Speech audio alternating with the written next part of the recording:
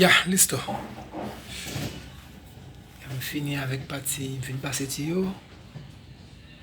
Kounya on va passer fil. Yeah.